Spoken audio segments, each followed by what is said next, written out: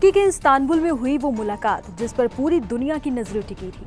पाकिस्तान और अफगान तालिबान के बीच शांति वार्ता, लेकिन नतीजा पूरी तरह नाकाम रहा।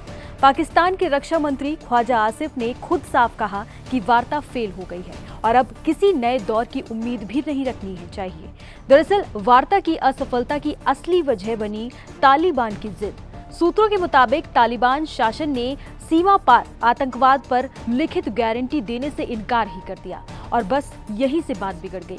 ख्वाजा आसिफ ने यहां तक कह दिया कि तालिबान आतंकवाद से लड़ने को लेकर गंभीर ही नहीं है। नतीजा ये हुआ कि शांति की मेज से उठकर दोनों मुल्क अब फिर बारूद की दहलीज पर खड़े हो गए हैं। नमस्कार, मेरा नाम है अनुषी गुप्ता और आप देख रहे हैं एनडीटीवी इंडिया।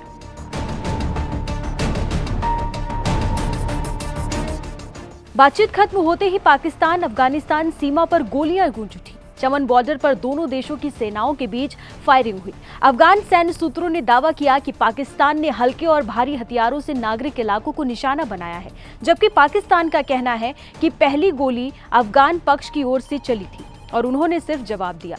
दोनों ही देश सच्चाई अपनी अपनी बता रहे हैं, लेकिन जमीन पर नतीजा वही धुआं, डर और बेगुनाहों की चीखें। दिलचस्प बात यह है कि इस तनाव की जड़ें इस्तांबुल की पिछली वार्ता में भी थी। टोलो न्यूज की रिपोर्ट के मुताबिक पाकिस्तान ने अमेरिका को अपनी जमीन से ड्रोन ऑपरेशन की इजाजत दे दी, यानी तालिबान को शक था कि पाकिस्तान अपने पुराने दोस्त की जगह अब अमेरिका के साथ खड़ा हो सकता है और यही शक रिश्तों में और दरार डाल गया। अब जब शांति वार्ता खत्म हो चुकी है, बॉर्डर पर गोलियां चल रही हैं और दोनों देशों के रिश्ते ठंडे पड़ चुके हैं, एक्सपर्ट्स मानते हैं कि ये हालात सिर्फ काबुल और इस्लामाबाद तक सीमित नहीं रहेंगे। इसका असर पूरे दक्षिण एशिया की स्थिरता पर पड़ सकता है। लेकिन कहानी यही खत्म नहीं होती, क्योंकि पाकिस्तान अब अपनी सेना के ढांचे में सबसे बड़ा बदलाव करने जा रहा है। वो देश जो इन दिनों अंदरूनी अस्थिरता और बाहरी खतरे दोनों से जूझ रहा है, अब अपने सशस्त्र बलों के लिए एक नया पद बना रहा है, कमांडर ऑफ डिफेंस फोर्सेज यानी कि सीडीएफ। ये पद भारत के सीडीएस यानी चीफ ऑफ डिफेंस स्टाफ की तरह होगा। रिपोर्ट्स के मुताबिक ये कदम 27वें संवैधानिक संशोधन के तहत उठाया जा रहा है। इसका मकसद है कि तीनों सेनाओं के बीच बेहतर तालमेल और एकीकृत कमान स्थापित करना। पाकिस्तान की सरकार का कहना है कि ये फैसला हाल ही में हुए भारत और पाकिस्तान संघर्ष से मिली सीख पर आधारित है।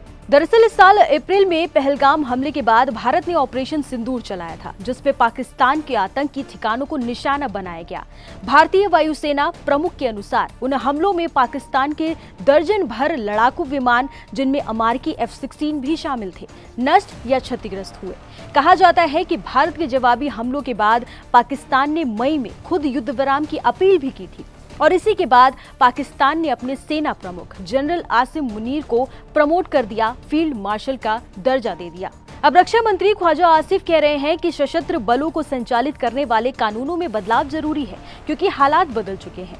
वहीं विदेश मंत्री इशाक डार का बयान आया है, जल्द ही 27वां संवैधानिक संशोधन संसद में पेश किया जाएगा।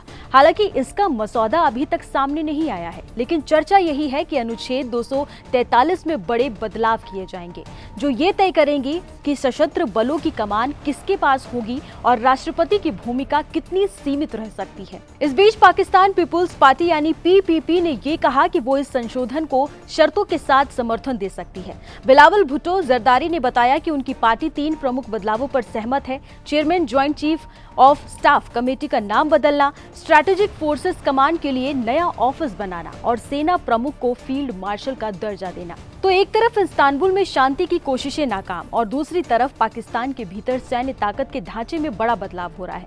सवाल यह है कि क्या पाकिस्तान अब अपनी नाकामी को संविधान संशोधन के जरिए ढकना चाहता है, या फिर ये नई सैन्य रणनीति आने वाले वक्त में दक्षिण एशिया की सुरक्षा को एक और संकट में ढकेल देगी।